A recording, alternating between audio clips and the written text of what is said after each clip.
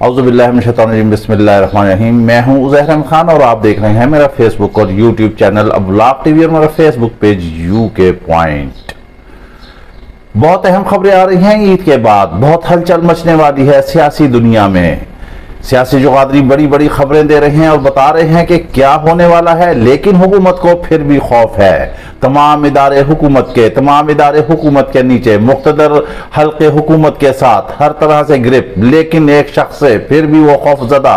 आखिर उसके पास ऐसी कौन सी कुव्वत है जिससे हुकूमत जो है वो खौफजदा है, वो हाथ नहीं डाल रही है, वो इलेक्शन नहीं करा रही है। उसे है खौफ शिकस्त का, उसे डर है शिकस्त का। जी हां, वोट बैंक, पावर वोट, अवाम की वोट, अवाम की राय, अवाम का फैसला, वो है कप्तान और इमरान खान के साथ, जो कि हुकूमत को खौफ खाए जा रहा है। लेकिन अब इमरान खान की पेशियों पर पेशियां पड़ रही हैं और कहा जा रहा है कि वो ईद जो है वो जेल में गुजारेंगे। और यहां पर सुप्रीम कोर्ट में जो इंतहाई अहम तरीन केस लगा हुआ है फौजी अदालतों के हवाले से, चीफ जस्टिस साहब चाहते हैं कि वो फैसला कर ले ईद से कबल ही, मंगल के रोज, क्योंकि उसके बाद होंगी छुट्टियां।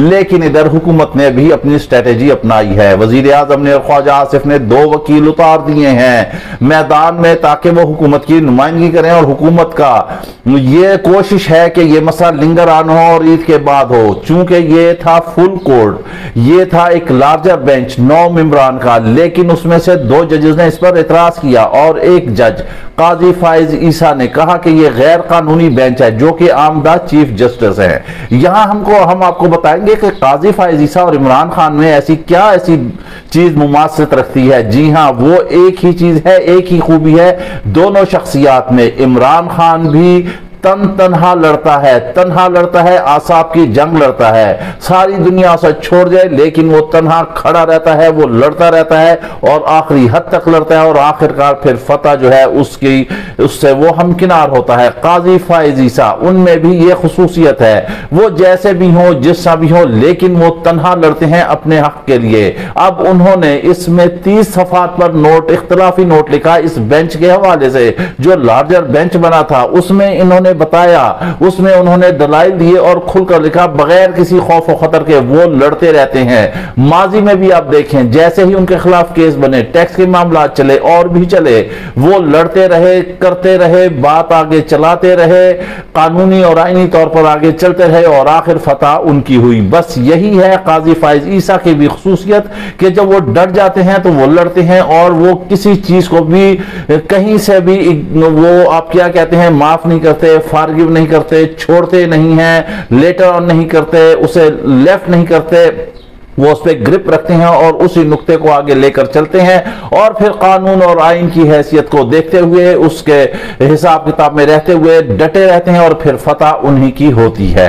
अब यही खूबी इमरान खान की है कि इमरान खान को इस वक्त सारी पार्टी छोड़ गई है, मजीद भी लोग और भी छोड़ने जा रहे हैं ईद से पहले और ईद के बाद। लेकिन वो तन्हा शख्स डटा हुआ है, वो लड़ रहा है। यहां से हामिद मीर ने बड़ी अहम खबर दी है और उन्होंने कहा है कि बहुत कुछ होने वाला है ईद के बाद। शायद आपको ज़ियाउल हक का दौर याद आ जाए। वो कहते हैं कि शायद ये बात किसी को नापसंद हो या कोई बर्दाश्त ना करे, लेकिन बात यही है कि जब कोई सिविलियन कर दे तो उसके लिए आइन और कानून होता है, लेकिन कोई डिक्टेटर या और कोई जो है मुख्तदर हल्के का शख्स कोई ऐसी हरकत करे तो उसके लिए कोई कानून और आइन नहीं होता। ये हैं हामिद मीर के अल्फाज। और उन्होंने कहा कि शायद इमरान खान को भी नहीं पता चलेगा कि उनके साथ क्या होगा, लेकिन माजी में जो कुछ भी हुआ है सियासतदानों के साथ, जैसा भी हुआ, कैदबंद हुआ, ये हुआ, मगर इससे भी सख्त हालात में आप देखेंगे इमरान खान को। अब जो हामिद मीर की पेशगोई है, बहरहाल देख लेते हैं। जाहिर है इस वक्त हर चीज जो है इमरान खान के एंटी जा रही है, लेकिन चूंकि इमरान खान ने कहा है कि उनके खून, जब तक जिस्म में आखिरी खून का कतरा रहेगा और जब तक उनकी आखिरी जो है सांस रहेगी, वो इस करप्ट माफिया के खिलाफ, जो है वो लड़ते ही रहेंगे। और वो लड़ रहे हैं अपने लिए नहीं, अपनी वजारत उज़्मा के लिए नहीं, वो लड़ रहे हैं मुल्क और कौम के लिए। वो लड़ रहे हैं कौम के हुकूक के लिए, वो लड़ रहे हैं जमहूरियत के लिए। चाहे पीडीएम जितने मर्जी जुल्म कर ले, उन्हें कैद बंद कर ले, उन्हें सजा दे दे, उन्हें जो कुछ कर ले, मैं तो ये कहता हूं कि अब इमरान खान यहां तक तैयार है, चाहे वो जान जाने आफरीन के जो है सुपुर्द कर दे, मगर वो अपनी कीमती जान किसकी वजह से सुपुर्द करेंगे? वो करेंगे मुल्क और कौम के हुकूक के लिए, वो जमहूर के लिए, वो पार्लिमानी निजाम के लिए, वो जमहूरियत की बका के लिए अपनी जान कुर्बान करने के लिए तैयार हैं।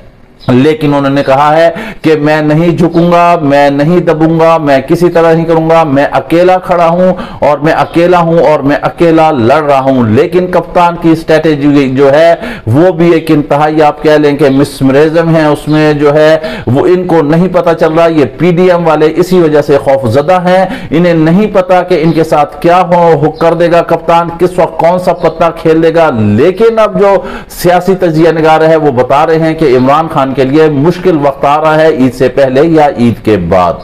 इसके साथ ही आप हमें इजाजत दीजिए, अपना ख्याल रखिएगा। वीलॉग पसंद आए तो लाजमी लाइक और शेयर कीजिएगा। इजाजत दीजिए, अल्लाह हाफिज।